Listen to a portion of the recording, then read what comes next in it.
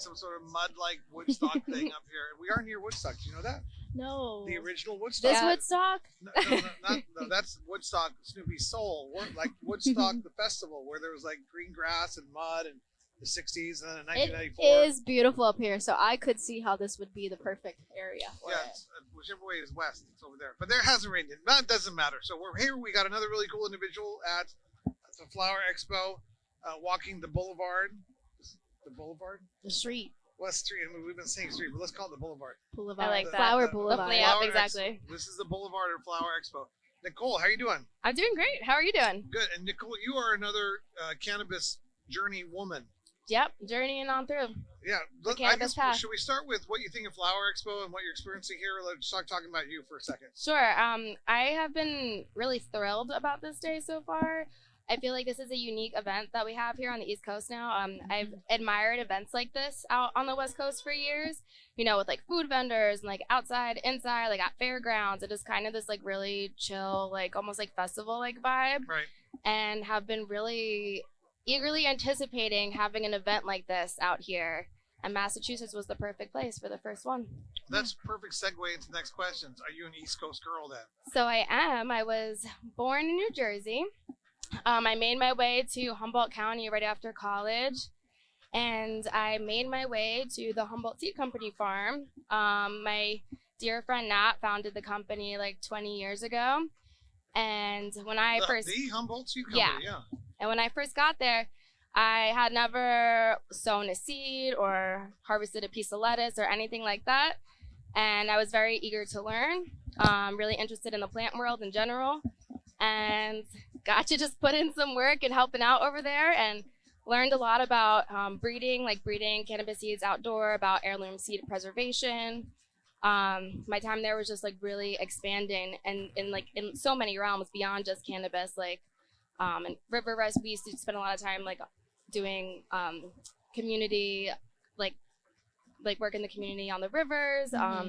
And just like growing a bunch of garlic, growing a bunch of squash, growing a bunch of corn, and then also growing cannabis and breeding seeds. Green thumb. What year did you graduate college? So I put a timeline on your cannabis 2011. industry. 2011. Okay, so you started over at the Humboldt Seed Company in 2012. 2012, and eventually you migrated your way back here to the East Coast. Oh yeah.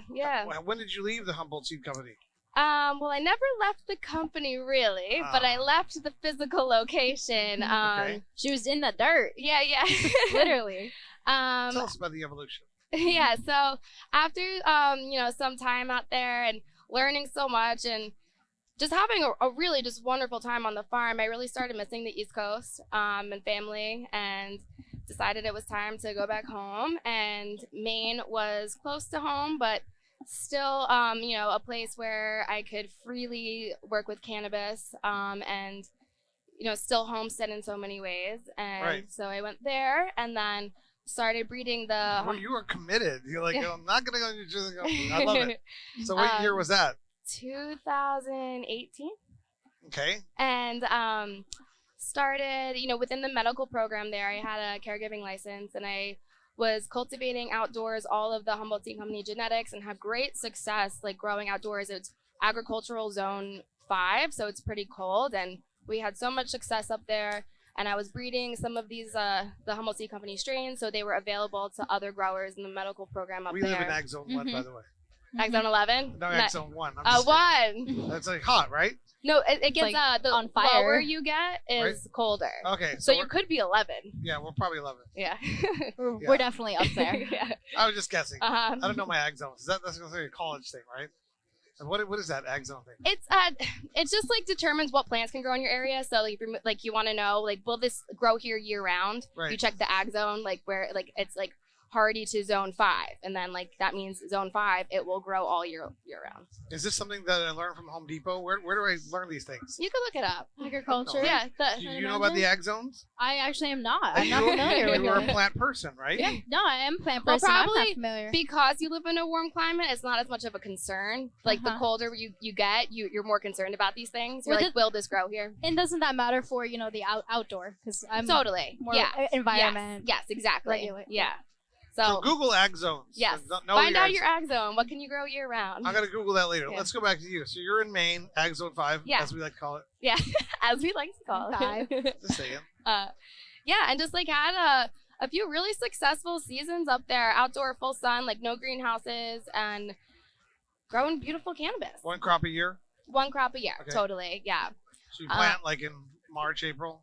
We would start seeds in April, like in a little hoop house, and then plant out in mid-June. Harvest, starting in mid-September, wrapping it up by Halloween. No shade cloth. And No. it's all no. outdoor, sun All grown. outdoor, in the ground, yeah. Your honest opinion, what you were growing in Maine compared to what you're growing in Humboldt, which was better? Well, that's hard because. I mean, better. It's not a tough word, but Okay. Better as far as like the weather? Does Or- 'cause Maine it's the cannabis- same strains weren't you growing? Yeah. I mean, Humboldt's the standard. You Uh-huh. were there. You've been doing both. So it's like Tough question, right? the difference You want a is. second to think about this one? Well, the difference is She's like, I can process it. Whose feeling? Yeah. No, whose feelings am I going to hurt? That's No, what no, she's- no. It's just like when it's the Emerald Triangle for a reason. I mean, you can grow so many things out there, and like, if you plant a plant out there in mid-June, it's gonna get really big, and you're gonna have a huge harvest like from one plant. Like our plants get decent size, but they're definitely smaller. Right? And I mean, we have a riskier fall season too. And I guess maybe I've kind of preferred my growing in Maine because maybe I've had a little bit more experience at that time, Mhm. and I had smaller plants to work with, so more meticulous on each one.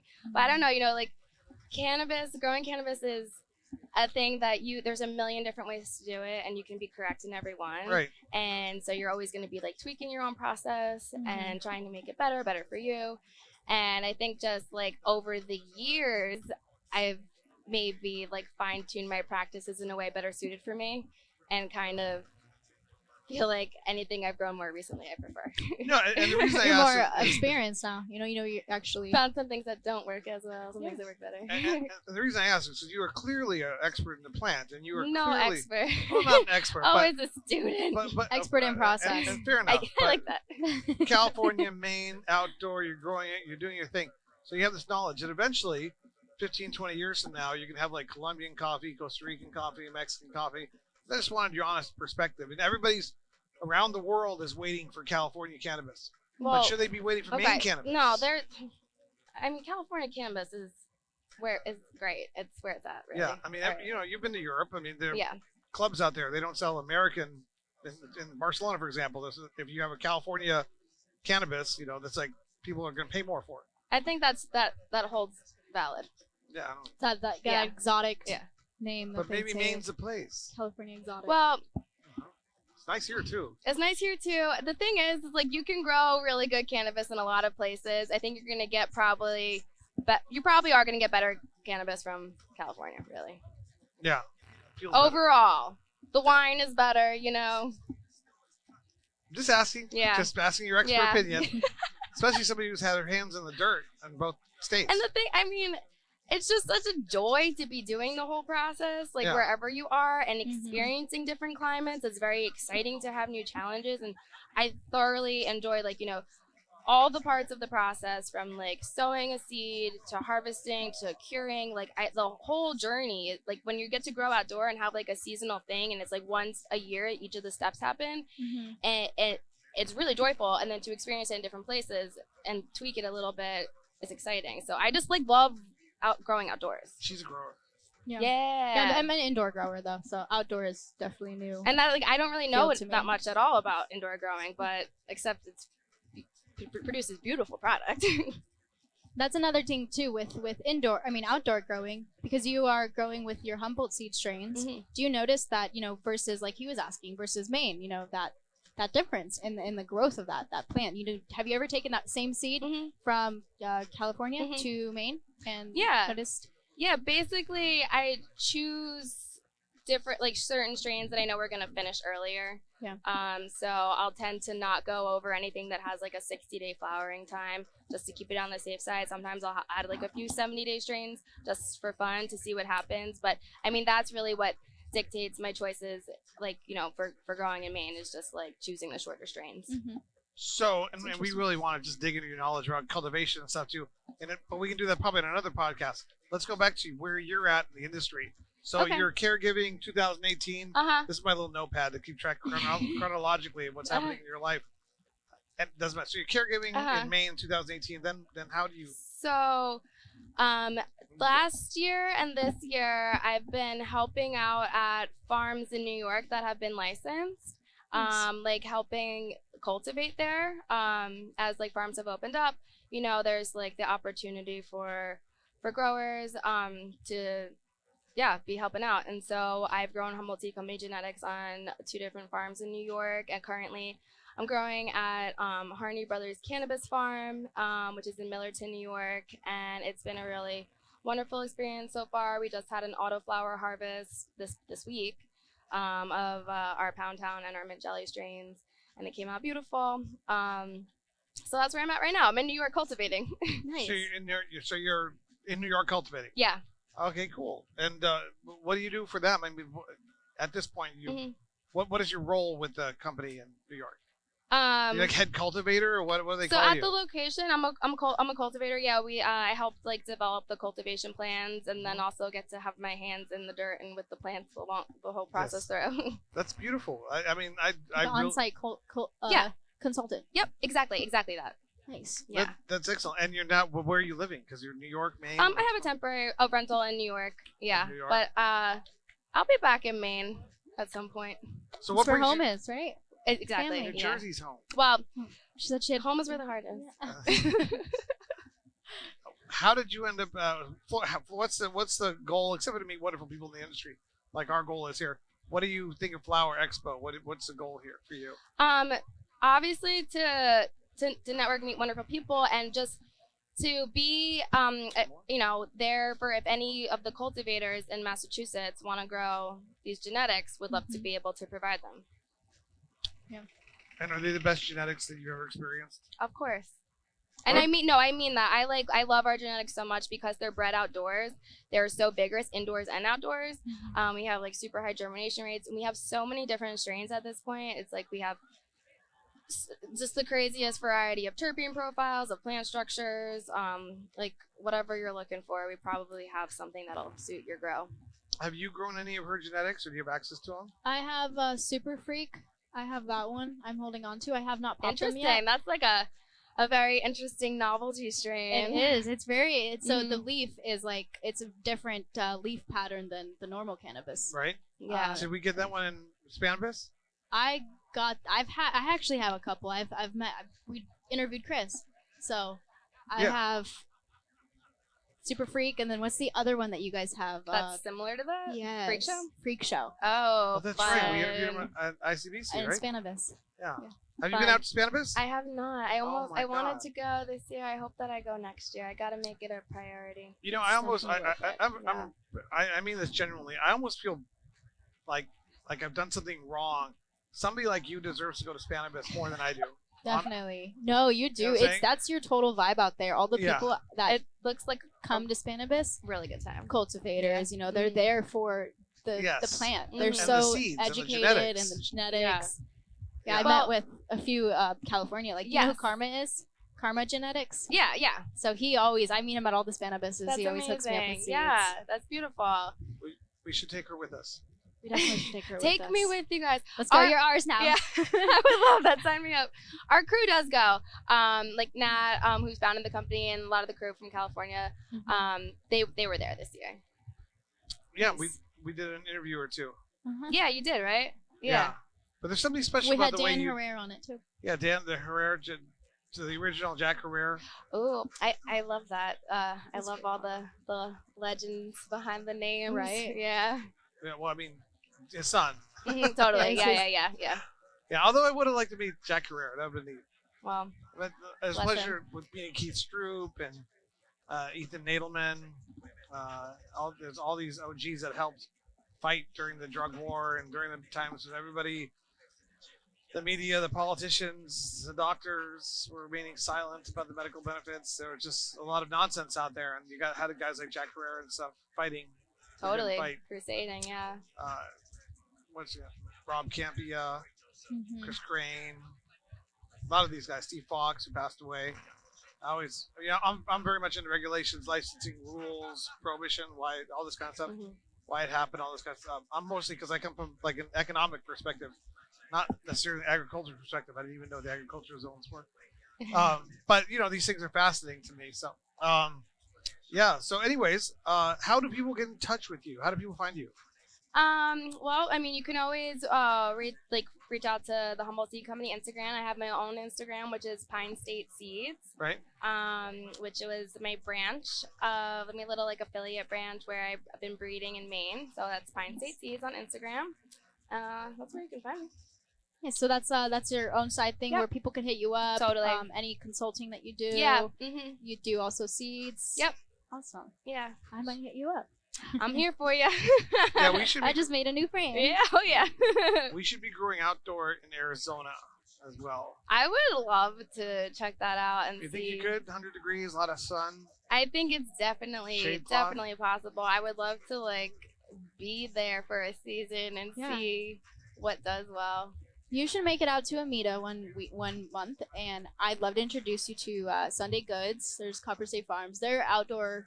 It's greenhouse, but there are a few companies out there that are doing big. How many acres is Copper State Farms? 40 acres.